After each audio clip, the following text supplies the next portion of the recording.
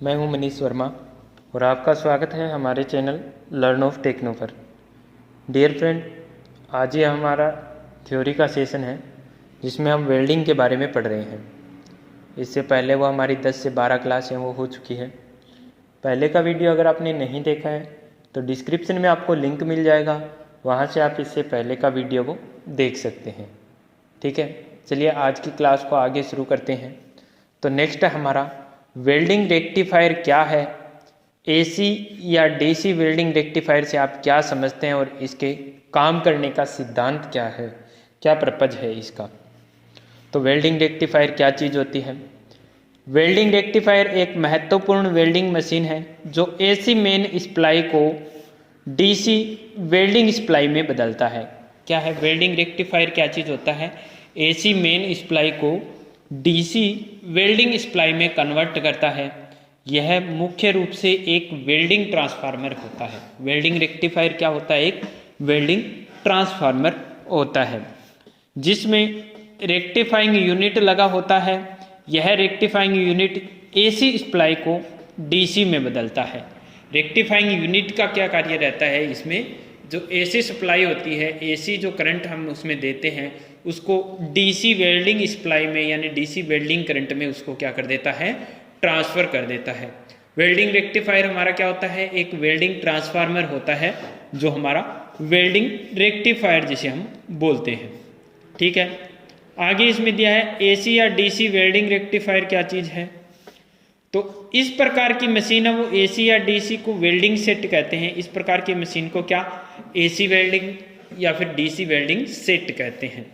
इसमें एक ट्रांसफार्मर होता है जो वोल्टेज को कम करके करंट को बढ़ाता है। वेल्डिंग में क्या करते हैं? वोल्टेज को कम करते हैं और करंट को बढ़ाया जाता है। इसमें वेल्डिंग करंट है वो रेक्टिफायर सेल होता है जिसमें कूलिंग फैन लगा हुआ होता है। रेक्टिफायर सेल में एक सहायक प्लेट स्टील या एल्यूमिनियम की होती है। इस प्लेट के ऊपर निकल या बिस्मिथ की पतली परत वो चढ़ाई जाती है। निकल या बिस्मिथ ये धातु होती है जिसकी पतली परत चढ़ाई जाती है। सेलेनियम और सिलिकॉन की स्प्रे होती है तथा अंत में क्या है? कैडमियम, बिस्मिथ और टिन की पतली परत चढ़ाई जाती है। तो इस प्रकार से क्या है, इसको क्या है एक मजबूती प्रदान करने के लिए ये सब किया जाता है।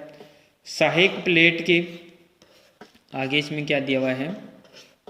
सहायक प्लेट के ऊपर निकल व बिस्मिथ की परत चढ़ी हुई होती है। सहायक निकल के ऊपर जो सहायक प्लेट होती है उस पर क्या है? निकल और बिस्मिथ की परत वो रेक्टिफाइंग सेल के इलेक्ट्रोड एनोड का काम करती है और कैडमियम, बिस्मिथ और टिन की परत वो रेक्टिफाइंग सेल के दूसरे इलेक्ट्रोड यानी कि कैथोड का काम करती है। तो इसीलिए क्या है? निकल, बिस्मिथ, टिन की परत वो चढ़ाई जाती है प्लेट के ऊपर। ठीक है डियर फ्रेंड, ये क्या है? कैथोड और एनोड का कार्य करती है। जो कैथोड और एनोड होते हैं वो करंट को प्रवाहित करने के काम में आते हैं। ठीक है, आगे देख लेते हैं नेक्स्ट इसमें क्या दिया हुआ है। आगे इसमें दिया हुआ है, इसमें रेक्टिफायर नॉन रिटर्न वाल्व की तरह काम करती है। रेक्टिफायर किसकी तरह काम करता है? Non return valve. अब नॉन रिटर्न वाल्व कौन सा होता है? जहां पर क्या है कोई भी प्रवाह की यानी कि नॉन रिटर्न वाल्व का क्या काम होता है? पानी या तेल या तरल पदार्थ के प्रवाह को एक तरफ प्रवाह रहेगा। जब धक्का लगेगा तो वो क्या होगा? वाल्व अपने आप बंद हो जाता है, नॉन रिटर्न वाल्व। ठीक है डियर फ्रेंड, तो इसी की तरह क्या है ये रेक्टिफायर वो नॉन रिटर्न वाल्व की तरह काम करता है। यह एक तरफ बहुत थोड़ा रेजिस्टेंस और एक तरफ अधिक रेजिस्टेंस करंट फ्लो करता है तथा करंट की एक ही दिशा में फ्लो करता है। करंट क्या है? एक ही तरफ फ्लो करता है। रिटर्न में आते टाइम क्या होता है? नॉन रिटर्न वाल्व की तरह रेक्टिफायर काम करता है तो क्या है? करंट वापिस है वो फ्लो नहीं कर पाता है। अब वेल्डिंग के एडवांटेज क्या क्या है? वेल्डिंग के हमें लाभ क्या क्या मिलते हैं? तो वेल्डिंग के बहुत से हमें प्रॉफिट होते हैं। क्या इसके द्वारा स्थायी जोड़ लगा सकते हैं, परमानेंट ज्वाइंट लगता है इनके द्वारा। जोड़ भरने में कम धातु खर्च होती है। कोई भी जोड़ है, ज्वाइंट है, कोई भी जगह भरने में क्या धातु की खपत है वो कम होती है, जल्दी ज्वाइंट भर जाता है। वेल्ड जोड़ है वो कम स्थान करता है, यानी कि ये अगर दो चीज़ें जोड़नी है तो यहाँ पर क्या वेल्डिंग हम कर सकते हैं। वेल्ड जोड़ है वो उच्च तापमान पर टिका रहता है, यानी हाई टेम्परेचर पर भी क्या है वेल्ड जॉइंट है वो खुलता नहीं है। वेल्ड जोड़ के लिए बहुत ही कम समय लगता है, यानी कि इधर से वेल्डिंग करते आ रहे हैं तो क्या इधर से हमारा कार्य वो कंप्लीट होता हुआ आ रहा है इधर की तरफ, ठीक है। वेल्ड जोड़ से रंग में बदलाव नहीं आता है, यानी कि जो कलर चेंजेस है वो नहीं होते हैं। वेल्ड जोड़ लगाने से भार कम बढ़ता है, यानी कि ज़्यादा भार बढ़ता नहीं है, क्योंकि कुछ धातु साइडों से पिघलती है और कुछ धातु उसमें ऐड होती है, तो इस वजह से क्या है वेट है वो धातु का है वो ज़्यादा नहीं बढ़ता है। यह दूसरे जोड़ों की अपेक्षा मजबूत होता है, क्योंकि वेल्ड ज्वाइंट होता है वो क्या है एक परमानेंट ज्वाइंट होता है, जो वो क्या होता है एक मजबूती लिए हुए होता है। नेक्स्ट है वेल्डिंग बूथ की दीवारें हैं वो सफ़ेद रंग में क्यों पेंट की जाती है।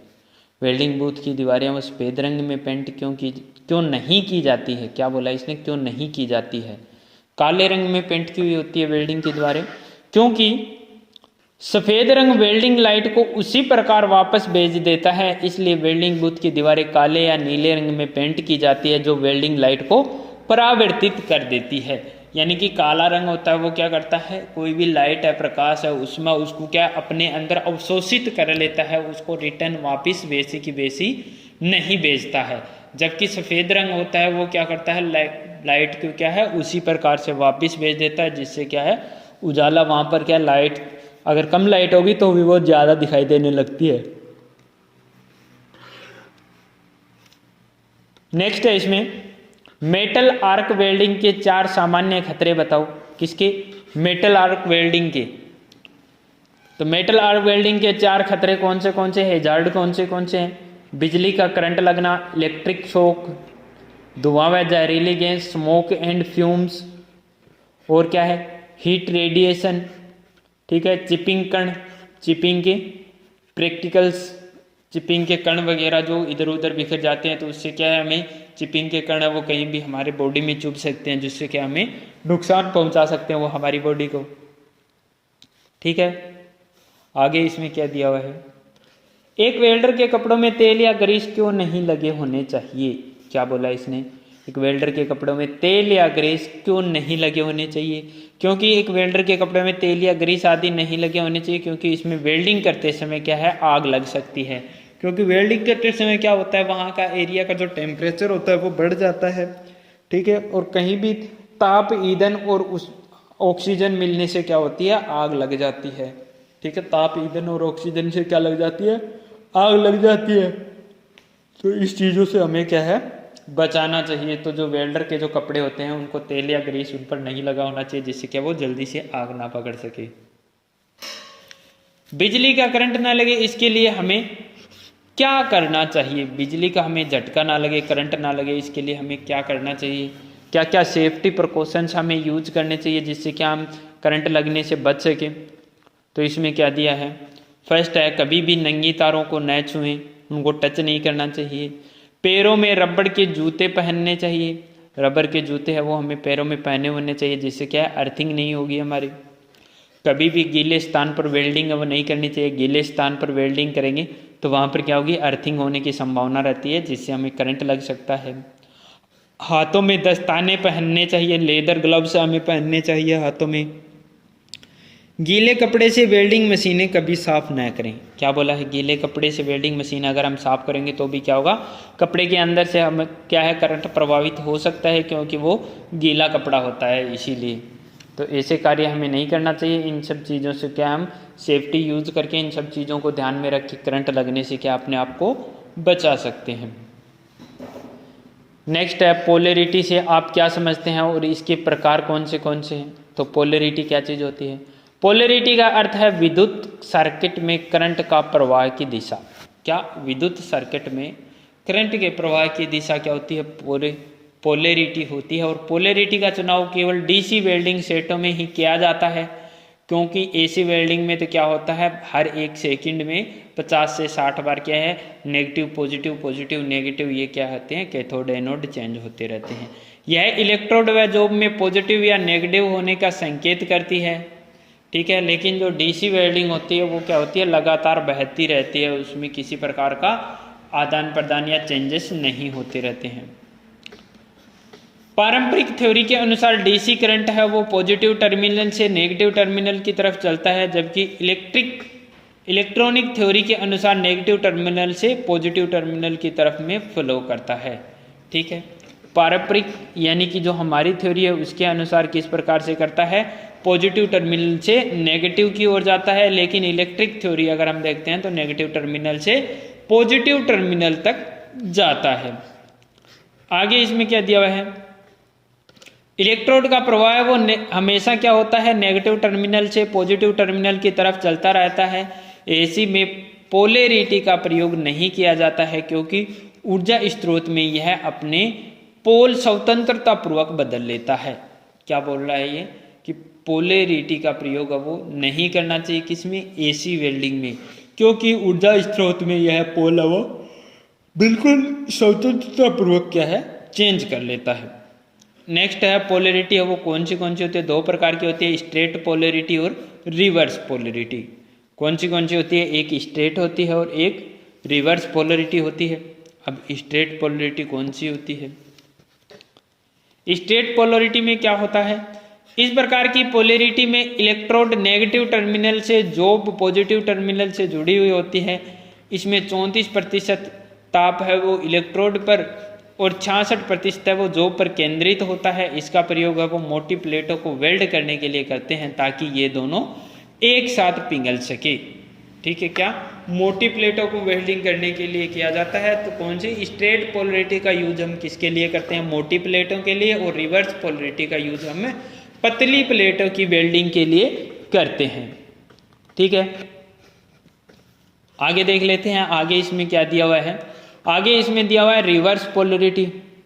अब रिवर्स पोलैरिटी में क्या लिखा हुआ है, तो इस प्रकार की पोलैरिटी में इलेक्ट्रोड है वो पॉजिटिव टर्मिनल से और जोब है वो नेगेटिव टर्मिनल से जुड़ा होता है। इसमें अधिक ताप है वो इलेक्ट्रोड की तरफ पैदा होता है, जिस कारण इस विधि का प्रयोग है वो पतली जोब की वेल्डिंग के लिए किया जाता है। पोलैरिटी का चुनाव है वो वेल्डिंग रोड पर लगी हुई फ्लक्स की कोटिंग के आधार पर भी करना पड़ता है। रिवर्स पोलैरिटी का प्रयोग वो निम्नलिखित कामों के लिए किया जाता है। कौन से कामों के लिए हम इसका यूज है वो करते हैं, तो नॉन फेयर्स की वेल्डिंग करने के लिए। किसके लिए, रिवर्स पोलैरिटी की बात कर रहे हैं हम यहाँ पर, किसके लिए करते हैं, नॉन फेयर्स मेटल की वेल्डिंग करने के लिए, शीट मेटल वेल्डिंग के लिए, क्योंकि वहाँ पर पतली शीटें यूज हम करते हैं, और पोजीशन वेल्डिंग के लिए भी रिवर्स पोलैरिटी का यूज है वो करते हैं। पोजीशन वेल्डिंग का याद कर लेना, मोस्ट इंपॉर्टेंट चीज़ है पोजीशन वेल्डिंग। नेक्स्ट है कास्ट आयरन की वेल्डिंग करने के लिए कोटिंग किए हुए इलेक्ट्रोड इसमें प्रयोग किए जाते हैं। हार्ड फेसिंग और स्टेनलेस स्टील की वेल्डिंग के लिए एसी की अपेक्षा डीसी का अधिक प्रयोग वो किया जाता है।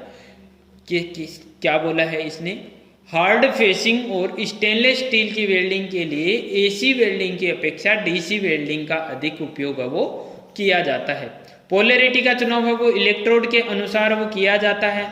इसकी जानकारी उत्पादन करने वाली कंपनी इलेक्ट्रोड के साथ ही देती है कि किस प्रकार की पोलैरिटी हम यूज कर सकते हैं, इसमें रिवर्स या जो स्ट्रेट पोलैरिटी है वो यूज कर सकते हैं, या फिर रिवर्स पोलैरिटी हम यूज कर सकते हैं।